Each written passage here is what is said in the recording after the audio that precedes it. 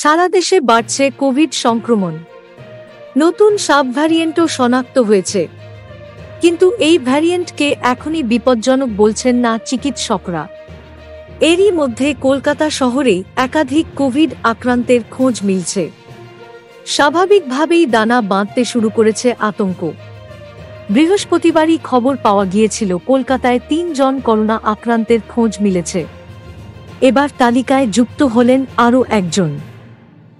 জানা গিয়েছে, বেলভিউ নার্সিংহোমে ভর্তি দক্ষিণ কলকাতার মিডলটন রো এর বাসিন্দা। তিনি ৩ ডিসেম্বর গুলেনবেরি সিন্ড্রোম নিয়ে ভর্তি হন হাসপাতালে। জ্বর না কমায় কোভিড টেস্ট করা হয়, তাতে ফল বের হয় পজিটিভ। এবার জেনোম সিকোয়েন্সিয়ে পাঠানো হবে স্যাম্পল, তারপরই বোঝা যাবে তিনি নতুন ভ্যারিয়েন্টে আক্রান্ত কিনা। অন্যদিকে আমরি হাসপাতালের ল্যাবে নমুনা পরীক্ষায় গত ৫ দিনে ৪ জনের কোভিড রিপোর্ট পজিটিভ এসেছে। এদের মধ্যে ২ জনের বাড়ি যাদবপুরে। তারা একই পরিবারের সদস্য। এদের মধ্যে কেউ কোভিডের নতুন ভ্যারিয়েন্টে আক্রান্ত কিনা বোঝা যাবে জেনোম সিকোয়েন্সিয়ের রিপোর্ট আসার পরই।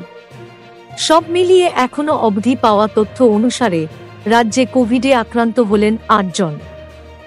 কেন্দ্রীয় স্বাস্থ্য মন্ত্রকের তরফে সমস্ত রাজ্য ও কেন্দ্রশাসিত অঞ্চলগুলির জন্য গাইডলাইন জারি করা হয়েছে, যা প্রেক্ষিতে বুধবার জরুরি ভিত্তিতে ভার্চুয়াল বৈঠক করেন কেন্দ্রীয় স্বাস্থ্যমন্ত্রী মনসুখ মান্ডব্য। রাজ্যগুলিকে পরিস্থিতি মোকাবিলার জন্য প্রস্তুত থাকতে বলা হয়েছে। পাশাপাশি ৩ মাস অন্তর কেন্দ্ররাজ্য সম্মিলিত মক ড্রিল আয়োজনের প্রস্তাব দিয়েছেন তিনি। Thank you so much for watching. Subscribe our channel and press the bell icon for more updates.